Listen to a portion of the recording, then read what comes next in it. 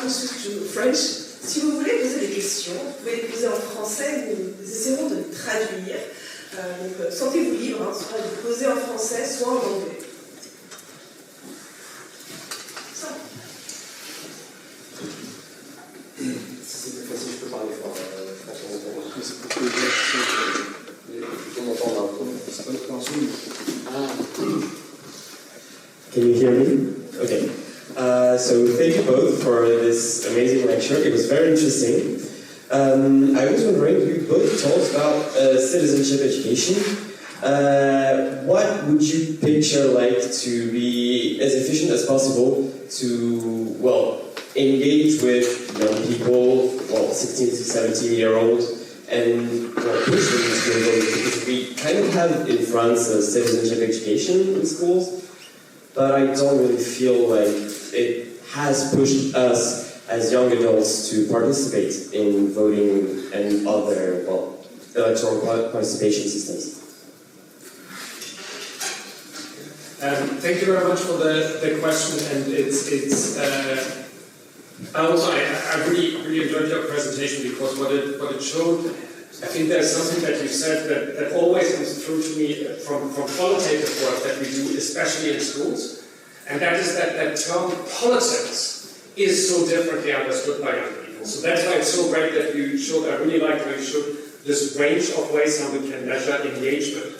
If we just use that survey question, political interest, right? It's the question, how interested are you in politics, typically? And politics, capital P, politics, is so differently understood often by young people. It's understood as basically, typically, older people in suits or dresses, in, basically institutions far away from me.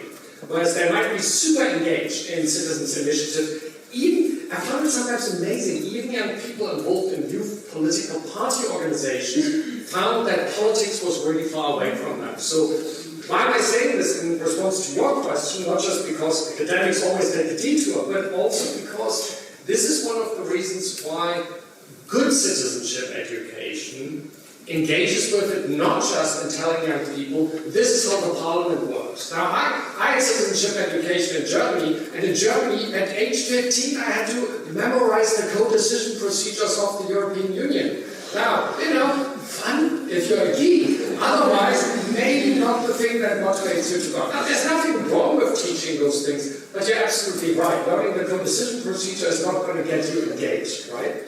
So what does it mean? I think, and you'll probably have insights from Belgium on this stuff. What engages young people is citizenship education that I think fulfills two criteria fundamentally. One, the way young people are interested in politics if they can discuss political issues and then understand the power structures that might need to be addressed and so on. But it needs to allow for that discussion. That's often where the fear comes in, where people are like, oh my God, we'll have young people discuss things in schools and they'll all be Marxists or something. Like, none of that happens, whether you like it or maybe you like it, maybe you wouldn't, but it doesn't happen like this. Young people are a lot more resilient. They actually ask a lot of questions. This is one of the reasons, as a side note, why the BBC in Scotland, the final televised debate before the independence referendum in 2014, they decided to only have an audience of 16 and 17-year-olds asking the questions to the politicians. The reason was, I worked with the producers, they said, young people ask better questions and listen to the answer. It was very fundamental. They were like, it wasn't just taglines. They were more interesting as an audience, so they decided to do that in the end. So I think, but if you basically say to them, stop, this is something we can't discuss, citizenship education doesn't work. So this is, teachers need to be supported in doing this work. The second side, I'll be briefer about this, citizenship education doesn't end in the classroom. First of all, we've seen really positive effects when schools are a space in which, for example, youth-led initiatives can come in. And for example, voter registration drives, voter engagement drives, by mutual organizations, like in Scotland, the Scottish Youth Parliament. It's especially important when campaigns are implemented top-down, that youth organizations can reach out to young people. And, that's the final bit, do citizenship education outside the school. A lot of young people learn about processes that have to do with politics through youth clubs, through different organizations and so on. Votes at 16 can enhance that effect, but you need to give those youth organizations the time to do it as well. So then we come back to the implementation question. What I can say, ideal way, I think is making diverse kind of activities. We saw that different types of citizenship education have different impact. So the ideal is first start early as 13 maybe, but at least, because there things are potential to do different things depending on the classroom you have. I think there is no one-size-fits-all solution. You need to adapt to your public and to have some moment to give information, some moment to have debate, and you need to speak about issues and talk actually about politics. Because in Belgium, in French-speaking Belgium, we now have a citizenship class, which is mandatory. But actually, they do not speak about politics. And lecturers, the teachers, are actually afraid of speaking about politics because they have to be neutral. And sometimes they are trained to speak about politics. Sometimes they don't even understand Belgian politics. Again, understand is not always easy, but still it's an issue. It's an issue that the teachers sometimes do not know. So we need to train them and to provide this citizenship education. And one last point is that it should be well structured for everyone. What we observe right now is that young people, depending on the tracks, on the school they have different opportunities. And actually, Belgian schools are reproducing and sometimes increasing inequality. So if you are in a good school, in general track, you have much more probability to be invited to the parliament to discuss with politicians. If you are in the vocational track, it's much less the case. And that's a really big issue. And I just want to ask another question that will follow up on the discussions, because when I read your paper on the book, I was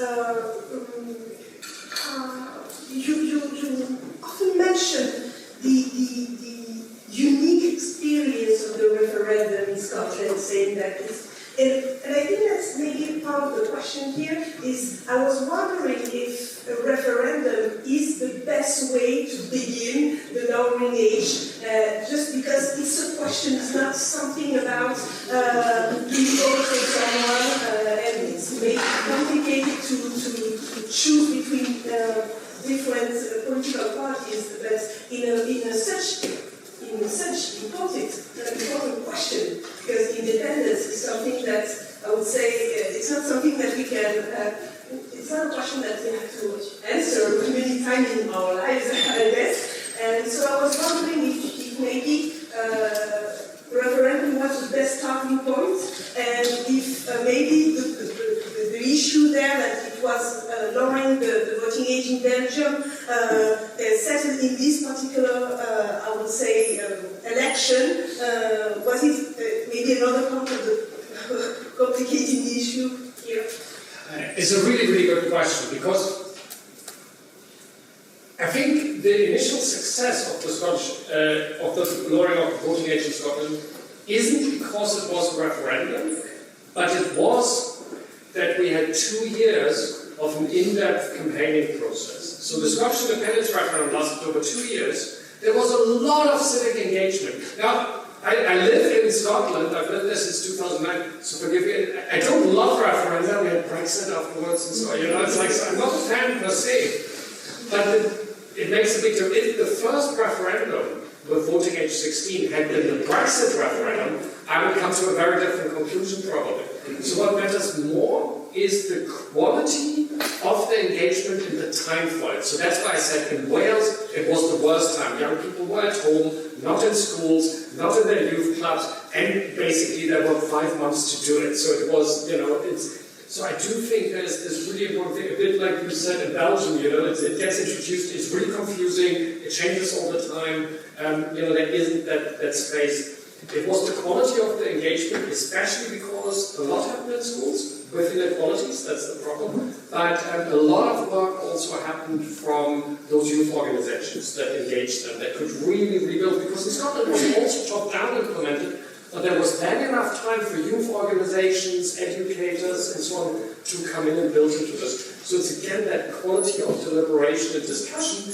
And finally, because we see other instances where the implementation worked, but interestingly, if you look at Austria, arguably in the EU, the country with the most comprehensive implementation, except for Malta more recently, of course. Well, if you look at Austria, the very, very first vote after they introduced it, didn't go that well. They realized we didn't do this right, and they were really hard on implementation, engagement, and so on.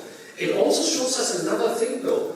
Young people, and this is something that matches your findings again, they're really heterogeneous in their views, so that also means they are not fixed on one voting behavior. They can get really excited about an election, but they can get excited about an election if it's around issues. But if it is, that also means that when parties do the outreach, there is no telling of how young people vote. We often have that centre-left green orientation, but that's often because centre-left green parties reach out to young people.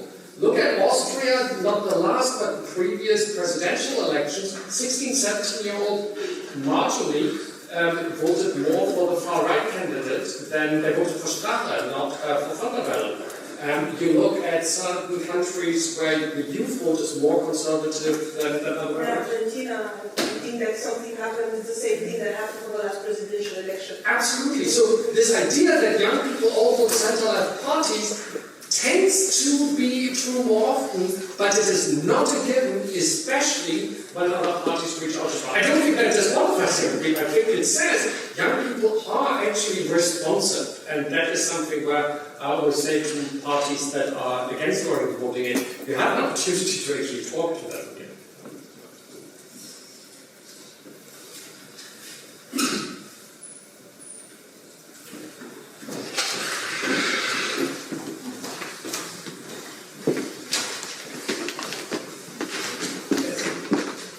Both of you for the talks. I have a question for Jan.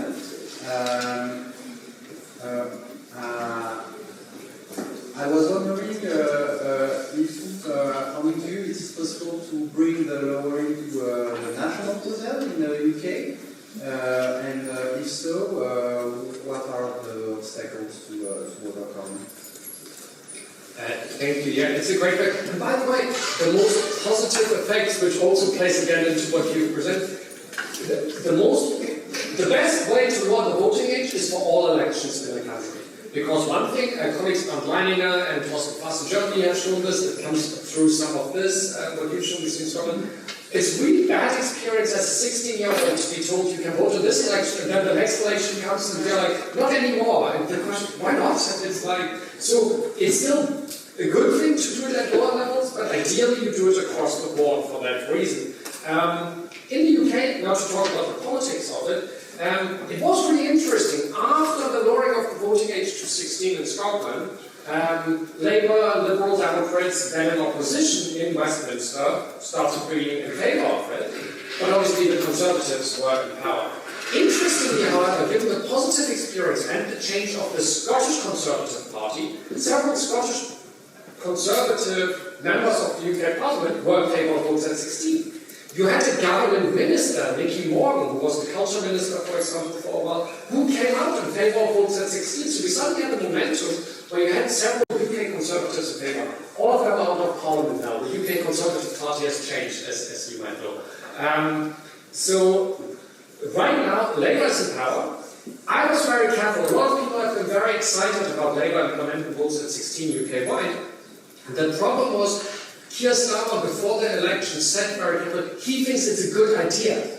He didn't say, I'm doing it. And now we had the first so-called King's speech. Britain is a funny country, I find, as a German, King's reading out things with the crown and what it's like. But yeah, the King's speech, which sets out the government program for the next year, didn't have votes at 16 in it. Now, I've talked to several people in Labour, and it seems like they're saying, it's a mix. Some suggest we just didn't prioritize it, others suggest what might happen if it comes together with a wider democracy of things, of reforms and so on. That's the positive story.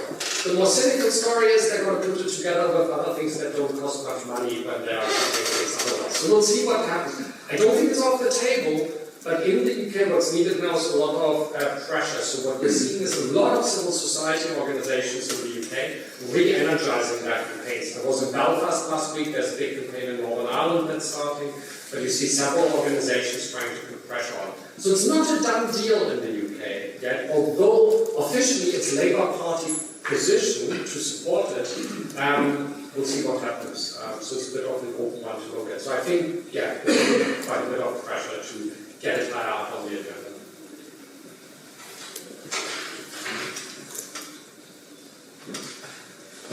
Je vais poser une question avant.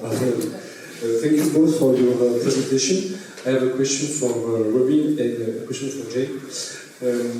Robin, I wonder what happened next now in Belgium.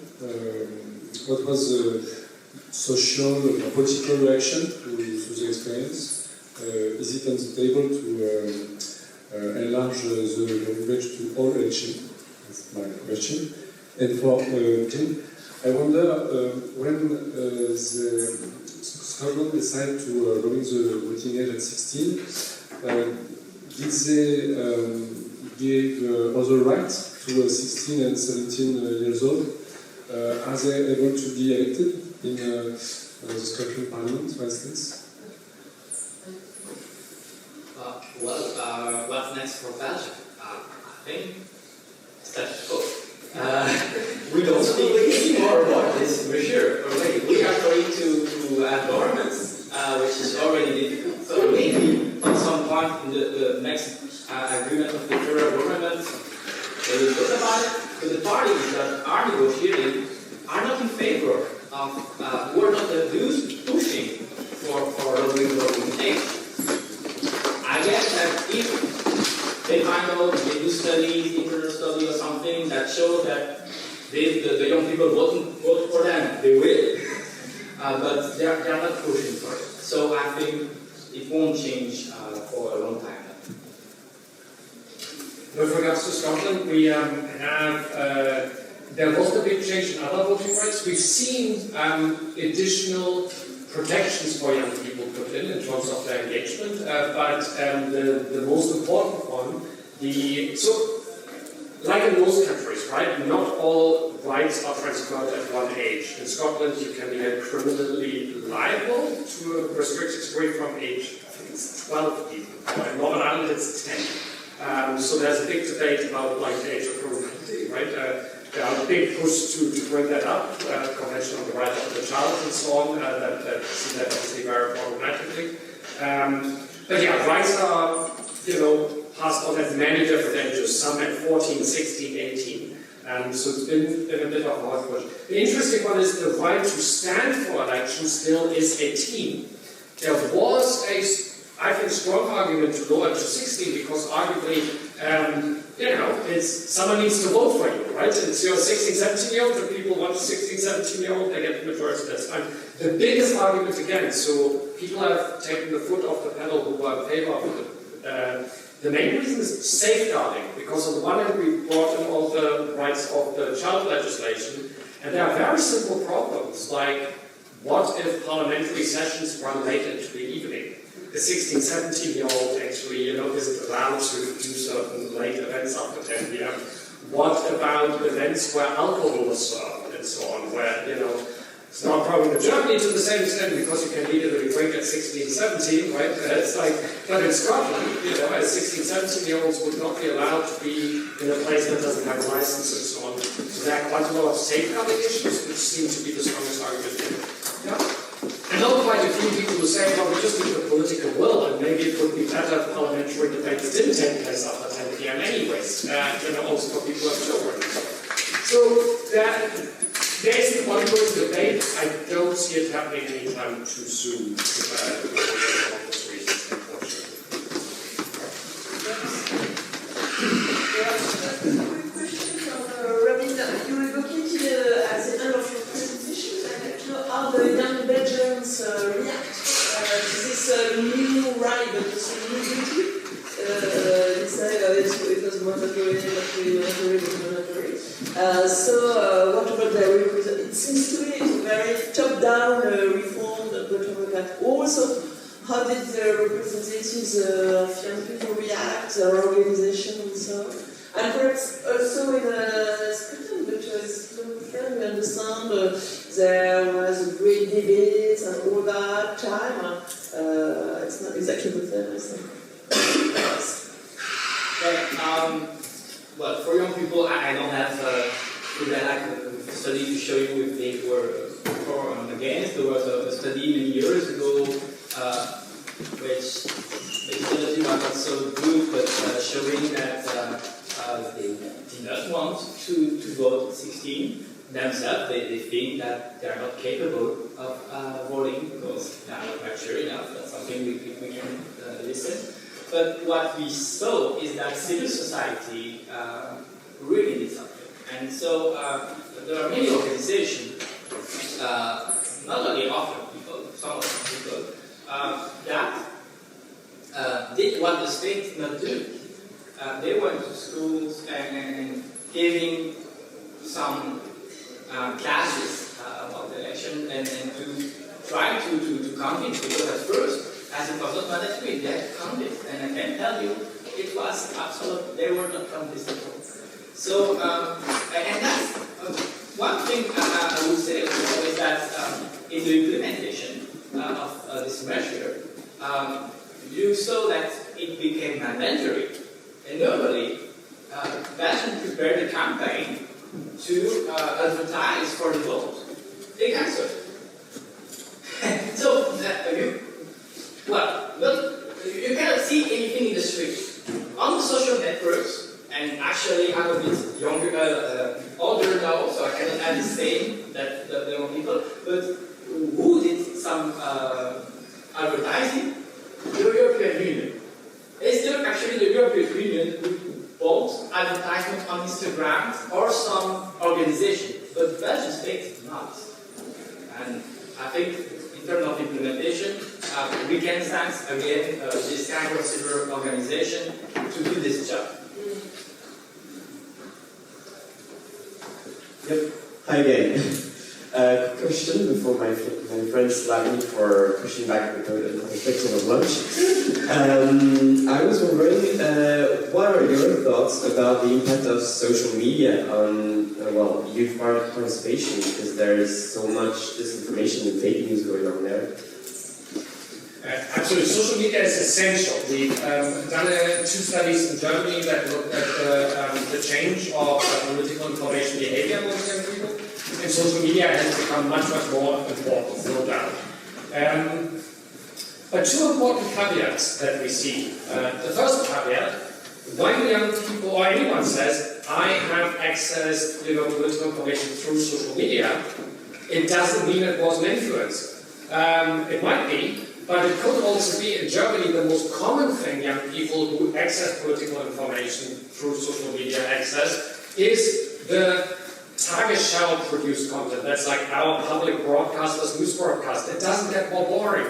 But young people still access their content because it gets put out. They put a specific TikTok edition out that boils down the 50 minutes into like short 1.5 minute clips and so on. So even if it's social media, it could be kind of classic public broadcaster content, newspaper content and so on.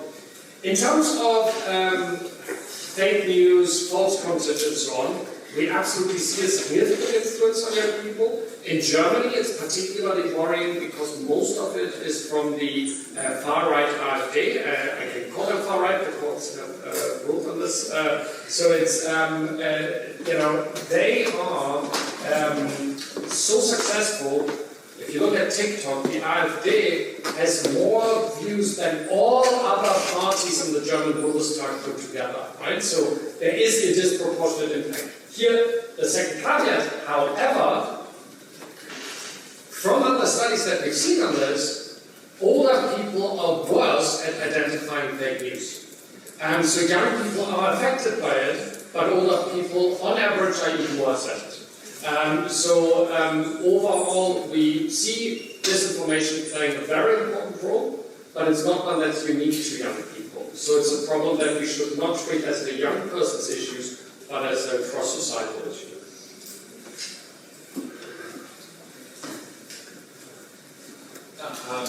Yeah, maybe just quick answer was following the same. Actually, Belgian parties are investing a lot in social networks, really a lot of money. It's the biggest in the world. And especially the Vlaamsbelang, which is the Flemish far right, we are targeting